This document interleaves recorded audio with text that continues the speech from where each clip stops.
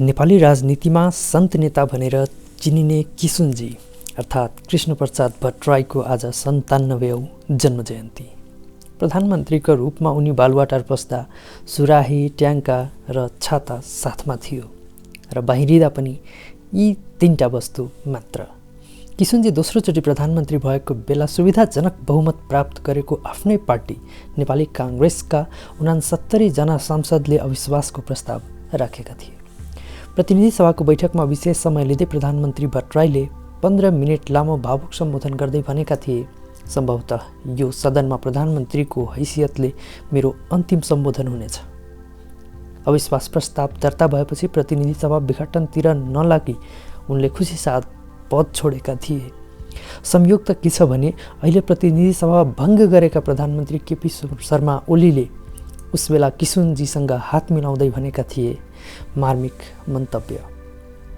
प्रस्तुत छ 2056 साल चैत 3 गते कृष्णप्रसाद भट्टराईले प्रतिनिधि सभाको रोस्ट्रमबाट दिएको महत्त्वपूर्ण मन्तव्यको पूर्णपाठ, जुन निकै नै भावुक छ। सभामुख महोदय, यहाँ उत्पन्न भइरहेको वर्तमान राजनीतिक तन्त्रले समग्र नेपाललाई प्रभाव पारेको छ। मुलुक नसोचिएको सङ्कटको अवस्थामा छ। यो सङ्कटको अवस्थाको कारण कहीँ बाहिर छैन, हामी भित्र नै छ। यसमा पद्धतिको कुनै दोष पनि छैन, हाम्रो प्रवृत्ति दोषी छ। प्रजातन्त्रमा हुने राजनीति र गैर प्रजातान्त्रिक अवस्थामा हुने राजनीति एकै किसिमको हुँदैन। तर हाम्रो राजनीतिका केही पात्रहरूले दुवैलाई एकै ठानेको प्रतीत हुन्छ। प्रजातन्त्रको राजनीतिमा मूल्य, पद्धति र नैतिक पक्ष सशक्त हुन्छन्। तिनको अभावमा प्रजातान्त्रिक शासन पद्धति निर्धो हुन जान्छ र आजको हाम्रो सङ्कट पनि त्यही नै हो। हाम्रो प्रजातन्त्रका सञ्चालकहरू भनेका हामी नै हौँ। त्यसैले यदि हामी भित्र अवाञ्छित र अनियन्त्रित राजनीतिक उच्चाकांक्षा छ भने यस सङ्कटका कारक पनि हामी नै हुनेछौँ। पद्धति राम्रो छ, तर त्यस अनुरूप हाम्रो व्यवहार राम्रो छ कि छैन, यो प्रश्न आज हाम्रो सामुन्ने उपस्थित भएको छ तथा त्यसको उत्तर पनि हामीले नै दिनुपर्छ।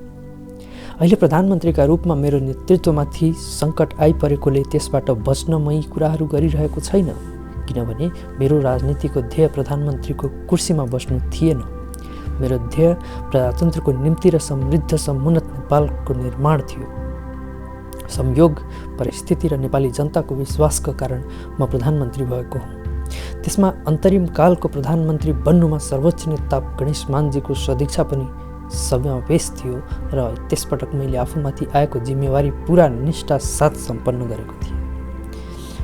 यसपटक नेपाली काङ्ग्रेसका सभापति गिरिजाप्रसाद कोइराला स्वयंले आम निर्वाचन 2056 पूर्व नै भावी प्रधानमन्त्रीको रूपमा मेरो नाम प्रस्ताव गरेको कुरा सर्वविदितै छ। सम्भवतः यही कारणले पनि हाम्रो पार्टी नेपाली काङ्ग्रेसले सुविधाजनक बहुमत हासिल गर्न सम्भव भएको हो। यद्यपि म यस कुरामा विशेष बल गर्न चाहन्न, तापनि मेरो प्रधानमन्त्रीत्वमा जनताको प्रत्यक्ष अभिमत समेत अभिव्यक्ति भएको छ। यसर्थ मेरो प्रधानमन्त्रीत्वमा संसदीय दलको गणित मात्र होइन, जनमत पनि अभिव्यक्त भएको हुँदा म नेपाली जनताप्रति पनि सोझै उत्तरदायी छु। चुनावमा भावी प्रधानमन्त्रीका रूपमा मेरो नाम प्रस्ताव गरेर मत मागिएको हुँदा म आज ठुलो नैतिक बन्धनमा परेको छु। काङ्ग्रेस संसदीय दलको गणित आफ्नो ठाउँमा महत्त्वपूर्ण छ, तर काङ्ग्रेसलाई मत दिने जनतालाई मैले के जवाफ दिने? यो प्रश्न मेरा सामु उपस्थित भएकोले म आज निर्णायक उत्तर खोजिरहेको छु। मेरो आफ्नै पार्टीका सांसदहरूसित मेरो नाममा मागिएको मत पनि छ। उहाँहरूलाई चुन्ने जनताको मतमा मेरो पनि अंश छ। नेपाली काङ्ग्रेसका सभापतिले, नेता र काङ्ग्रेसका तमाम सदस्यहरूले जनता समक्ष र देशको समक्ष गरेका वाचाहरूको स्मरण गर्ने आग्रह गरेको हुँ, किनभने भोलि म हट्नासाथ त्यसको जवाफ नेपाली काङ्ग्रेसले दिनै पर्छ। मेरो ठाउँमा प्रधानमन्त्री हुने व्यक्ति पनि यस प्रहारबाट बच्न सक्ने छैन र म स्वयं पनि त्यो प्रश्नको परिधिभित्रै हुनेछु। यसर्थ म यी विचारहरू सम्मानित सदन समक्ष राखिरहेको छु। नेपाली काङ्ग्रेसको आन्तरिक राजनीतिलाई सदनको चर्चाको विषय बनाउने मेरो ध्येय किमार्थ होइन, तर मेरो आग्रह के हो भने प्रधानमन्त्री बन्न म जस्तो पूर्व घोषित व्यक्तिले नेपाली जनताका प्रतिनिधिहरूबाट बनेको संसद समक्ष आफ्ना विचार राख्न पाउनुपर्छ। अहिले यस विषयमा यहाँबाट निर्णय हुँदैन, त्यो मलाई थाहा छ, तर मेरो जिज्ञासा राष्ट्र समक्ष यथानुरूप पुगोस् र यसले राष्ट्रको चेतनालाई सम्बोधन गरोस् भन्ने मेरो इच्छा हो। यावत प्रतिकूल परिस्थिति बावजुद हाम्रो सरकारले देशको प्राथमिकताका रूपमा रहेका कार्यहरूलाई गति दिने प्रयत्न गरिरहेको छ। मुलुकमा सुशासन सुनिश्चित गर्नका लागि भ्रष्टाचार निवारण गर्ने दिशामा सरकार गम्भीर हुनका साथै विधि व्यवस्थामा काम गर्ने उपायहरू अवलम्बन गर्दैछ। मैले भ्रष्टाचार निर्मूल गर्ने सङ्कल्प गरेको पार्टी संस्थापन पक्षले यसको पक्षमा जनमत बनाउने काम गर्नु स्वाभाविक हुन्थ्यो, किनभने मैले त ढिलो चाँडो अवकाश लिनै पर्थ्यो। त्यसले मेरा उत्तराधिकारीलाई स्वच्छ शासन दिन सजिलो हुन्थ्यो। झन्डै 10 महिना अगाडि म प्रधानमन्त्रीको पदमा नियुक्त हुँदा यो मुलुक अस्थिर शासन र सत्ताको फोहोरी खेलबाट उत्पन्न विकृति र विसङ्गतिहरूको पीडाले छटपटाइरहेको थियो। त्यसवखत नेपाली काङ्ग्रेसलाई बहुमत दिलाएर नेपाली जनताले मुलुकलाई स्थिरता र सुशासन प्रदान गर्ने अभिमत प्रकट गरेको थियो।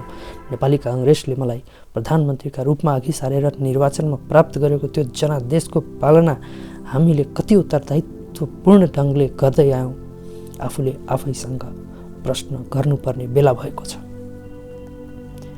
म प्रधानमन्त्री बनेको 2-3 हप्ता नबित्दै मेरो खिलाफमा सुरु भएको कचमच आज साँच्ची नै यो मुलुकको राजनीतिक स्थिरता उप प्रश्न चिन्हको रूपमा र सुशासनको दिशामा एउटा अडचनको रूपमा तेर्सिएको मैले अनुभव गरेको छु। किनभने जब जब सरकारले यो देशको प्रगतिको बाधक भ्रष्टाचार र कमिसन तन्त्रमाथि प्रहार गर्न सुरु गरेको छ, तब एयरपोर्टदेखिका तस्करहरू कमाउन नपाएर अत्तालिएका हुन्छन्।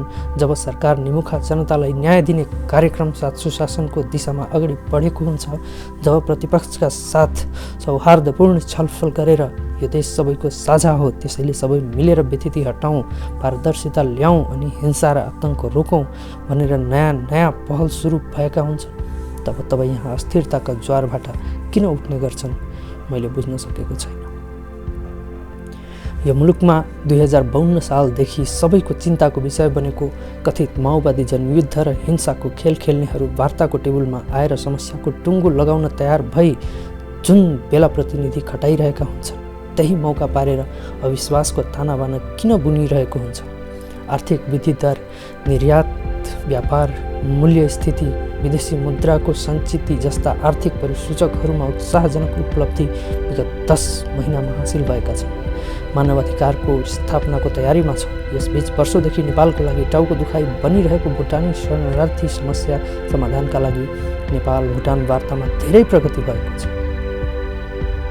संयुक्त राष्ट्रसङ्घको मानवाधिकार आयोगको अध्यक्षमा नेपाल निर्वाचित हुन लागेको बेला नर्वेजियन दूतावासको स्थापना तथा प्रजातान्त्रिक नेपालको प्रधानमन्त्रीको पहिलो औपचारिक फ्रान्स भ्रमणको आमन्त्रण, विगत 10 महिनाकै अवधिमा नेपालको प्रधानमन्त्रीको उपलब्धिपूर्ण बेलायत भ्रमण, खास गरी गोर्खा सैनिकहरूको पेन्सनमा भएको वृद्धि तथा निकट भविष्यमा हुन गइरहेको बेलायतका विदेश मन्त्रीको नेपाल भ्रमण, काठमाडौँमा साफ गेमको अभूतपूर्ण सफलता, वातावरणमा सुधार आएको सुधार, मूल्य वृद्धिमा भएको नियन्त्रण आदि प्रसङ्गहरूले नेपालको अन्तर्राष्ट्रिय छवि प्रवर्धनमा उपलब्धि भइरहेको बेला संसद परिवर्तनको हतार देखा पर्नुले के कुरातर्फ सङ्केत गर्छ।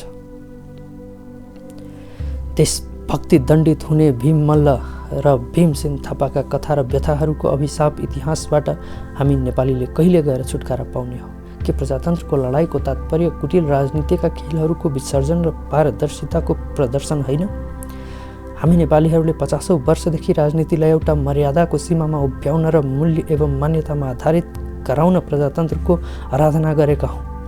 वास्तविक प्रजातन्त्र कायम नभएसम्म, हाम्रा आचरण र चरित्रमा प्रजातन्त्रका उद्यात गुणहरू सञ्चारित नभएसम्म उभो लाग्न र काँचुली फेर्न सकिँदैन।